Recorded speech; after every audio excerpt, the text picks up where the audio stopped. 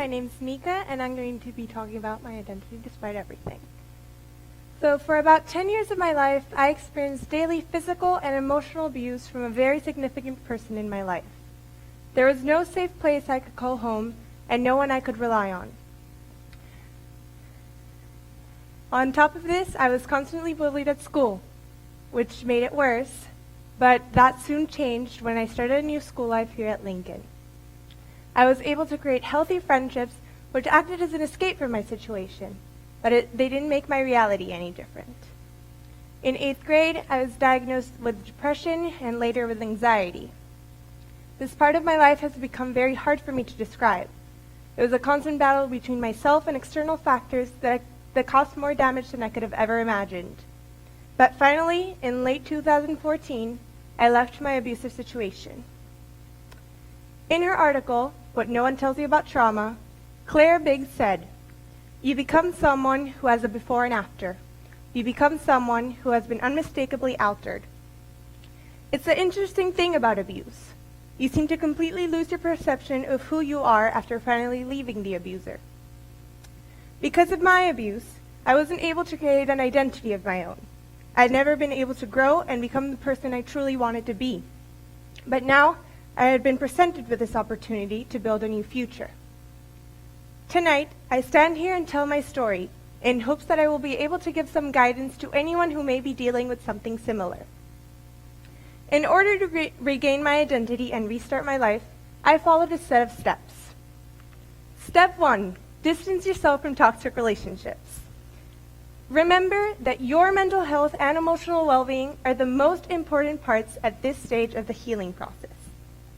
2 things to avoid that might happen at this stage are that 1, you might use your sadness as an excuse for bad behaviors, and 2, you might get addicted to the sadness. Step 2 is to find people you can rely on. It's very important to talk about your situation. Preferably, this should be with a psychologist and a psychiatrist. But if this isn't a possibility, try finding a family member or friend who is willing to listen to you. Step 3, the healing process, can only take place once you are safe and have talked to someone about your situation. Realize the gravity of what you've been through. Don't expect that everything will be okay in just a few weeks. Give yourself as much time as you need and heal at your own pace. During the healing process, it's important to start thinking about who you want to become. Think about the traits you wish to have. Think about the way you want people to perceive you. Think about the atmosphere you want to give off. Start working towards developing these traits in your personality. Step 4 is looking for the positives within the negatives. Even if this is hard to accomplish at the early stages of your healing process, it's important to look for some good within the bad. Think of your situation as a learning experience. In my case, I realized that if this hadn't happened to me, I wouldn't be the person I am today.